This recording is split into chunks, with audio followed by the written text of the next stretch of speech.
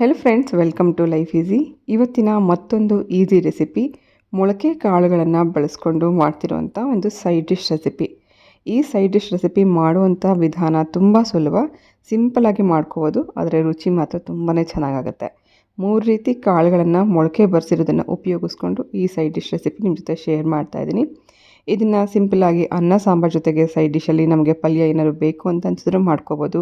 ಚಪಾತಿಗೆ, ಪೂರಿಗೆ ಎಲ್ಲದಕ್ಕೂ ತುಂಬಾ ಚೆನ್ನಾಗಿರುತ್ತೆ. ಈ ರೀತಿ ಒಂದು ಸತಿ ನೀವು ಟ್ರೈ ಮಾಡಿ ನೋಡಿ, ಖಂಡಿತ ನಿಮಗೆ ಇದು ಇಷ್ಟ ಆಗುತ್ತೆ. ಬನ್ನಿ ರೆಸಿಪಿ ಸ್ಟಾರ್ಟ್ ಮಾಡೋಣ. ಮೊಳಕೆ ಕಾಳುಗಳನ್ನು ಬಳಸ್ಕೊಂಡು ಮಾಡ್ತಿರೋಂಥ ಈ ರೆಸಿಪಿ ಆಗಿರೋದ್ರಿಂದ ಇದನ್ನು ಕುಕ್ಕರಲ್ಲಿ ಡೈರೆಕ್ಟಾಗಿ ಮಾಡ್ತಾಯಿದ್ದೀನಿ. ಕುಕ್ಕರ್ ಬಿಸಿಗೆ ಇಟ್ಕೊಂಡು ಸುಮಾರು 3 ಸ್ಪೂನಷ್ಟು ಎಣ್ಣೆ ಹಾಕಿದ್ದೀನಿ. ಎಣ್ಣೆ ಬಿಸಿ ಆದ ನಂತರ 2 ಪಲಾವಿ ಎಲೆ ಹಾಕೋಣ. ಆನಂತರ ಅರ್ಧ ಸ್ಪೂನಷ್ಟು ಜೀರಿಗೆ ಹಾಕ್ಕೊಂಡಿದ್ದೀನಿ. ಜೀರಿಗೆ ಸ್ವಲ್ಪ ಸಿಡಿದ ನಂತರ ಮೊದಲು ಒಗ್ಗರಣೆಗೋಸ್ಕರ 1 ದೊಡ್ಡ ಈರುಳ್ಳಿಯನ್ನು ಕಟ್ ಮಾಡಿ ಇಟ್ಕೊಂಡಿದ್ದೀನಿ. ಸಣ್ಣದಾದರೆ 2 ಈರುಳ್ಳಿ, ದೊಡ್ಡದಾದರೆ 1 ಈರುಳ್ಳಿ. ಹಾಗೆ ಇದ್ರ ಜೊತೆಗೆ ಸ್ವಲ್ಪ ಟೊಮೆಟೊ ಕೂಡ ಕಟ್ ಮಾಡಿ ಇಟ್ಕೊಂಡಿದ್ದೀನಿ. ಸೊ ಫಸ್ಟು ಈರುಳ್ಳಿಯನ್ನು ಫ್ರೈ ಮಾಡ್ಕೊಂಬೇಡ. ಈರುಳ್ಳಿ ಚೆನ್ನಾಗಿ ಫ್ರೈ ಆಗಬೇಕು.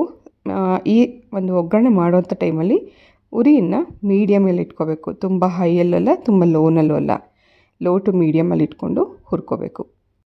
ಈರುಳ್ಳಿ 1 ನಿಮಿಷ ಹುರ್ಕೊಂಡ ನಂತರ ಇದಕ್ಕೆ ಸುಮಾರು 1.5 ಟೀ ಸ್ಪೂನಷ್ಟು ಶುಂಠಿ ಬೆಳ್ಳುಳ್ಳಿ ಪೇಸ್ಟ್ ಹಾಕ್ಕೊಂಡಿದ್ದೀನಿ. ನಿಮ್ಮ ಹತ್ರ ಪೇಸ್ಟ್ ಇಲ್ಲ ಅಂತಂದರೆ ಸ್ವಲ್ಪ ಶುಂಠಿ ಬೆಳ್ಳುಳ್ಳಿನ ನೀವು ಜಜ್ಜಿಬಿಟ್ಟು ಕೂಡ ಹಾಕ್ಕೋಬೋದು. ಇದೆಲ್ಲ ಸ್ವಲ್ಪ ಹಸಿ ವಾಸನೆ ಹೋಗೋವರೆಗೂ 1 ನಿಮಿಷ ಮಿಕ್ಸ್ ಮಾಡ್ಕೊಳ್ಳೋಣ. ಹಾಗೆ ನಾನಲ್ಲಿ ಟೊಮೆಟೊ ಕೂಡ ಸುಮಾರು 2 ಅಥವಾ 3 ಟೊಮೆಟೊ ಕಟ್ ಮಾಡಿ ಇಟ್ಕೊಂಡಿದ್ದೀನಿ. ಸಣ್ಣದಾದರೆ 3 ಟೊಮೆಟೊ ಬೇಕಾಗುತ್ತೆ, ದೊಡ್ಡದಾದರೆ 2 ಟೊಮೆಟೊ ಸಾಕು. ಮಸಾಲ ಇದೆಲ್ಲ ಚೆನ್ನಾಗಿ ಹುರ್ಕೊಂಡ ನಂತರ ನಾನು ಇದಕ್ಕೆ ಟೊಮೆಟೊ ಆ್ಯಡ್ ಮಾಡ್ಕೊಂಡಿದ್ದೀನಿ. ಹಾಗೆ ಟೊಮೆಟೊ ಹಾಕಿದ ಕೂಡಲೇ ಉರಿನ ಸಿಮ್ ಮಾಡ್ಕೋಬೇಕು. ಟೊಮೆಟೊ ರಸ ಚೆನ್ನಾಗಿ ಬಿಡಬೇಕು. ಸಣ್ಣ ಉರಿನಲ್ಲಿ ಕುದೀತಾ ಇದ್ದ ಹಾಗೆ ಇದು ಚೆನ್ನಾಗಿ ಬೇಯುತ್ತೆ. ಆ ನಂತರ ನಾವು ಇದಕ್ಕೆ ಮಸಾಲೆಗಳನ್ನು ಸೇರಿಸ್ಕೊಳ್ಳೋಣ. ಮಸಾಲೆಗೋಸ್ಕರ ಇದೆಲ್ಲ ನಾನಿಲ್ಲಿ ರೆಡಿ ಮಾಡಿಟ್ಕೊಂಡಿದ್ದೀನಿ. ಎಲ್ಲ ಪುಡಿಗಳನ್ನು ಹಾಕ್ಕೊಂಡಿದ್ದೀನಿ. ಖಾರಕ್ಕೋಸ್ಕರ 1 ಟೀ ಸ್ಪೂನಷ್ಟು ರೆಡ್ ಚಿಲ್ಲಿ ಪೌಡರ್, 1 ಟೇಬಲ್ ಸ್ಪೂನಷ್ಟು ಧನಿಯಾ ಪೌಡರ್, 1/4 ಸ್ಪೂನಷ್ಟು ಗರಂ ಮಸಾಲ, 1/4 ಸ್ಪೂನ್ ಅರಿಶಿನ, 1/4 ಸ್ಪೂನ್ ಜೀರಿಗೆ ಪುಡಿ, ರುಚಿಗೆ ಸ್ವಲ್ಪ ಉಪ್ಪು, ಇದಿಷ್ಟನ್ನು ಸೇರಿಸ್ಕೊಳ್ಳೋಣ. ಖಾರಕ್ಕೋಸ್ಕರ ನೀವು ಎಷ್ಟು ಬೇಕು ಅಂತ ನೋಡಿಕೊಂಡು ಚಿಲ್ಲಿ ಪೌಡರ್ನ ಹೆಚ್ಚು ಕಮ್ಮಿ ಹಾಕ್ಕೋಬೋದು. ನಾನಿಲ್ಲಿ 1 ಟೀ ಸ್ಪೂನಷ್ಟು ರೆಡ್ ಚಿಲ್ಲಿ ಪೌಡರ್ ಹಾಕ್ಕೊಂಡಿದ್ದೀನಿ. ಮಸಾಲ ಹಾಕಿದ ನಂತರ ನಾವು ಫುಲ್ ಸಿಮ್ಮಲ್ಲಿ ಇಟ್ಕೋಬೇಕು. ಸಣ್ಣ ಉರಿನಲ್ಲಿ ಇಟ್ಕೊಂಡು ಹುರ್ಕೋತಾ ಇರಬೇಕು. ಕೆಲವು ಸತಿ ಮಸಾಲ ಸೀದು ಹೋಗುತ್ತೆ ಅಂತ ಅನ್ನೋ ಒಂದು ಡೌಟ್ ಇದ್ದರೆ ಸ್ವಲ್ಪ ನೀರು ತಕ್ಷಣವೇ ಹಾಕ್ಕೊಂಬಿಟ್ರೆ ಯಾವುದೇ ಕಾರಣಕ್ಕೂ ಮಸಾಲ ಸೀದು ಹೋಗೋಲ್ಲ. ಈ ನೀರು ಹಾಕ್ಕೊಳ್ಳೋದ್ರಿಂದ ಈ ಎಲ್ಲ ಮಸಾಲೆಗಳು ಚೆನ್ನಾಗಿ ಹೊಂದ್ಕೊಂಡು ಚೆನ್ನಾಗಿ ಬೇಯುತ್ತೆ. ಎಷ್ಟು ನಾವು ಚೆನ್ನಾಗಿ ಮಸಾಲೆಗಳನ್ನು ಹುರ್ಕೋತೀವಿ ಅಷ್ಟು ರುಚಿಯಾಗಿ ಈ ರೆಸಿಪಿ ಕೂಡ ರೆಡಿ ಆಗುತ್ತೆ. ಇಲ್ಲಿ 3 ರೀತಿ ಕಾಳುಗಳನ್ನು ಕೂಡ ನಾನು ಮೊದಲೇ ಮೊಳಕೆ ಬರೆಸಿ ಇಟ್ಕೊಂಡಿದ್ದೀನಿ. ಈಗ ಬೇಸಿಗೆನಲ್ಲಿ ಬೇಗನೆ ಮೊಳಕೆ ಬರುತ್ತೆ. ಒಂದು ಹಗಲಲ್ಲಿ ಇದನ್ನು ನೆನೆಸ್ಕೊಂಡು ರಾತ್ರಿ ನೀವು ಇದನ್ನು ಕಟ್ಟಿಟ್ರೆ ಬೆಳಗ್ಗೆ ಅಷ್ಟರಲ್ಲೆಲ್ಲ ಮೊಳಕೆ ಬಂದಿರುತ್ತೆ. 3 ರೀತಿ ಕಾಳುಗಳಲ್ಲಿ ಹೆಸರು ಕಾಳಿದೆ, ಕಡಲೆಕಾಳಿದೆ, ಹಾಗೆ ಕಾಬೂಲ್ ಕಡಲೆ ಇದೆ. ಎಲ್ಲ ಕಾಳು ಮೊಳಕೆ ಬಂದಿರೋದನ್ನು ಒಂದು ಸತಿ ನೀರಲ್ಲಿ ತೊಳೆದಿಟ್ಕೊಂಡಿದ್ದೀನಿ. ಹಾಗೆ ಈ ಮಸಾಲ ಕೂಡ 1 ರಿಂದ 1.5 ನಿಮಿಷದಲ್ಲಿ ಚೆನ್ನಾಗಿ ಕುದ್ದಿದೆ. ಮೇಲ್ಗಡೆ ಎಣ್ಣೆ ತೇಲ್ತಾ ಇದೆ. ಎಣ್ಣೆ ತೇಲ್ತಿದೆ ಅಂದರೆ ಮಸಾಲ ಚೆನ್ನಾಗಿ ಕುದ್ದಿದೆ ಅಂತ ಅರ್ಥ. ಆ ನಂತರ ನಾವು ಇದಕ್ಕೆ ಮೊಳಕೆ ಬರೆಸಿರುವಂಥ ಕಾಳನ್ನು ಒಂದು ಸತಿ ನೀರಲ್ಲಿ ವಾಶ್ ಮಾಡಿ ಇದಕ್ಕೆ ಸೇರಿಸ್ಕೊಂಡಿದ್ದೀನಿ. ಇದು ಕೂಡ ಸಣ್ಣ ಉರಿನಲ್ಲೇ ಹುರ್ಕೋಬೇಕು. ಮಸಾಲ ಜೊತೆಗೆ ಈ ಕಾಳೆಲ್ಲ ಚೆನ್ನಾಗಿ ಮಿಕ್ಸ್ ಆಗೋ ಹಾಗೆ ಹುರ್ಕೊಳ್ಳೋಣ.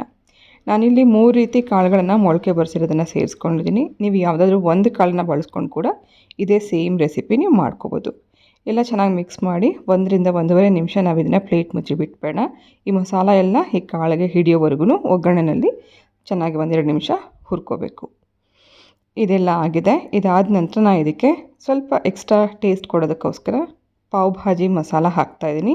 ಇದು ಬೇಕಿದ್ರೆ ಹಾಕ್ಕೋಬೋದು, ಆಪ್ಷನಲ್ಲಾಗಿ ನಾನು ಇಲ್ಲಿ ಸೇರಿಸ್ಕೊಂಡಿದ್ದೀನಿ. ಬೇಡ ಅಂದರೆ ಇದನ್ನು ಸ್ಕಿಪ್ ಮಾಡ್ಬೋದು. ಸುಮಾರು 1 ಟೀ ಸ್ಪೂನಷ್ಟು ಪಾವ್ ಭಾಜಿ ಮಸಾಲ ಹಾಕ್ಕೊಂಡಿದ್ದೀನಿ. ಸೊ ಯಾವುದೇ ನಾನ್ ವೆಜ್ ರೆಸಿಪಿ, ಈ ಥರದ ಗ್ರೇವಿ ರೆಸಿಪಿ ಮಾಡೋವಂಥ ಟೈಮಲ್ಲಿ ಸ್ವಲ್ಪ ಪಾವ್ ಭಾಜಿ ಮಸಾಲ ಹಾಕಿದ್ರೆ ಅದ್ರದ್ದೊಂದು ಎಕ್ಸ್ಟ್ರಾ ಟೇಸ್ಟ್ ಚೆನ್ನಾಗಿರುತ್ತೆ. ಸೊ ನಂಗೆ ತುಂಬ ಇಷ್ಟ, ಹಾಗಾಗಿ 1 ಟೀ ಸ್ಪೂನಷ್ಟು ಪಾವ್ ಭಾಜಿ ಮಸಾಲ ಹಾಕಿದೆ. ಮಸಾಲ ಹಾಕಿ ಮತ್ತೆ ಒಂದು ಸತಿ ಮಿಕ್ಸ್ ಮಾಡ್ಕೊಂಡ ನಂತರ ಸುಮಾರು 3 ಕಪ್ಪಷ್ಟು ನೀರು ಹಾಕ್ಕೋತಾ ಇದ್ದೀನಿ. ಮೊದಲು ಮಸಾಲ ಹುರ್ಕೊಳ್ಳೋವಂಥ ಟೈಮಲ್ಲಿ ಅರ್ಧ ಕಪ್ಪಷ್ಟು ನೀರು ಹಾಕ್ಕೊಂಡಿದ್ವಿ. ಈಗ 3 ಕಪ್ಪಷ್ಟು ನೀರು ಹಾಕ್ಕೊಂಡಿದ್ದೀನಿ. ಅಂದರೆ ಸರಿಸುಮಾರು ನಮಗಿದು ಕಾಳು ಮುಳುಗುವಷ್ಟು ನೀರಿದೆ. ಸೊ ನಾನಿದು ಮಾಡ್ತಿರೋದು ಸ್ವಲ್ಪ ಡ್ರೈ ಆಗಿರುತ್ತೆ. ಅಂದರೆ ನಿಮಗೆ ತುಂಬ ಗ್ರೇವಿ ಥರ ಇರಲ್ಲ, ಸಾಂಬಾರು ಥರ ಅಥವಾ ಗೊಜ್ಜು ಥರ ಆಗೋಲ್ಲ, ಸ್ವಲ್ಪ ಡ್ರೈ ಆಗಿರುತ್ತೆ. ಸಿಂಪಲ್ಲಾಗಿ ಒಂದು ತಿಳಿ ಸಾರು ಅನ್ನ ಮಾಡ್ಕೊಂಡಿದ್ದೀವಿ, ನೆಂಚ್ಕೊಳ್ಳೋಕೆ ಏನಾದ್ರು ಬೇಕು ಅಂತ ಅನಿಸಿದ್ರೆ, ಅಥವಾ ಚಪಾತಿ ಅಥವಾ ಅಕ್ಕಿ ರೊಟ್ಟಿ ಇಂಥದಕ್ಕೆಲ್ಲ ನೆಂಚ್ಕೊಳ್ಳೋಕೆ ಬೇಕು ಅಂತ ಅನಿಸಿದ್ರೆ ಈ ರೀತಿ ನೀವು ಮಾಡ್ಕೋಬೋದು. ಕಾಳು ಮುಳುಗುವಷ್ಟು ನೀರು ಹಾಕಿ ಲಾಸ್ಟಲ್ಲಿ ಸ್ವಲ್ಪ ಕೊತ್ತಂಬರಿ ಸೊಪ್ಪು ಹಾಕಿದ್ದೀನಿ. ಲಿಡ್ ಕ್ಲೋಸ್ ಮಾಡಿ 2 ವಿಸಿಲ್ ನಾವು ಇದನ್ನು ಕೂಗಿಸ್ಕೊಳ್ಳೋಣ. 2 ವಿಸಿಲ್ ಮೇಲೆ ನೀವು ಕೂಗಿಸ್ಕೊಂಡ್ರೆ ಇದು ತುಂಬಾ ಮ್ಯಾಶಿ ಆಗೋಗುತ್ತೆ, ಕಾಳು ನಮಗೆ ಬಾಯಿಗೆ ಸಿಗೋದೇ ಇಲ್ಲ. 2 ವಿಸಿಲ್ ಕೂಗಿಸ್ಕೊಂಡ್ರೆ ಸಾಕು. ನೋಡಿ, ನೀರೆಲ್ಲ ಚೆನ್ನಾಗಿ ಹೀರ್ಕೊಂಡು ಈ ರೀತಿ ಆಗಿರುತ್ತೆ. ಸೊ ತುಂಬ ಡ್ರೈ ಅಂತಲೂ ಅನಿಸಲ್ಲ, ತುಂಬ ಗ್ರೇವಿ ಅಂತಲೂ ಅನಿಸಲ್ಲ. ಅಷ್ಟು ಇನ್ನು ಪರ್ಫೆಕ್ಟಾಗಿ ಕಾಳು ಬೇಯೋದಕ್ಕೆ ನಾವು ನೀರನ್ನು ಹಾಕಿರ್ತೀವಿ. ಸೊ ರೆಡಿಯಾಗಿದೆ. ಸಿಂಪಲ್ ಆಗಿದ್ದರೂ ರುಚಿಯಾಗುತ್ತೆ. ಮೇಲಿಂದ ನಿಂಬೆಹಣ್ಣಿನ ರಸ ಹಾಕ್ಕೊಂಡು ನಾವು ಇದನ್ನು ಚಾಟ್ಸ್ ಥರ ಕೂಡ ತಿನ್ಬೋದು.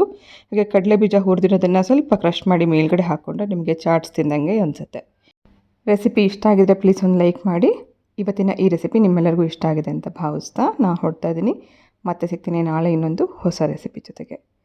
Thank you for watching.